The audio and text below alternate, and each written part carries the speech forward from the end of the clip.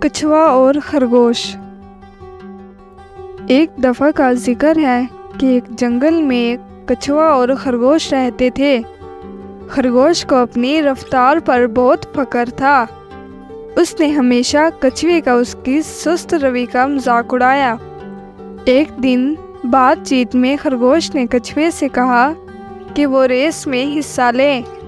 انہوں نے کچھ دور ایک درخت کو فتح کی جگہ قرار دیا۔ ریس شروع ہوئی۔ خرگوش نے جلد ہی کچھوے کو بہت دور چھوڑ دیا۔ اس نے پیچھے مڑ کر دیکھا تو کچھوے کا کوئی نام و نشان نہیں تھا۔ اس نے سوچا کہ اگر وہ تھوڑی دیر آرام کر کے چلا جائے تو چند چھلانگوں میں اس تک پہنچ جائے گا۔ ٹھنڈی گھاس پر لیٹ گیا اور تھوڑی دیر بعد سو گیا۔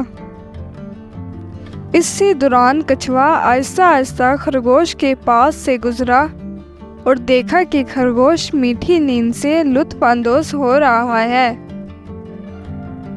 کچھوا چھپکے سے خرگوش سے گزر کر فتح کے مقام پر پہنچ گیا۔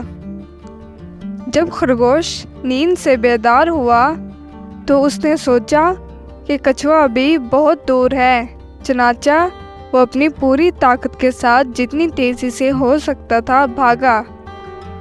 جب وہ فتح کے مقام پر پہنچا تو کچھوا پہلے سے وہاں پایا۔ وہ یہ دیکھ کر بہت شرمندہ ہوا۔ اس نے کچھوے کو اس کی جیت پر مبارکباد دی اور اپنی شکست تسلیم کر لی۔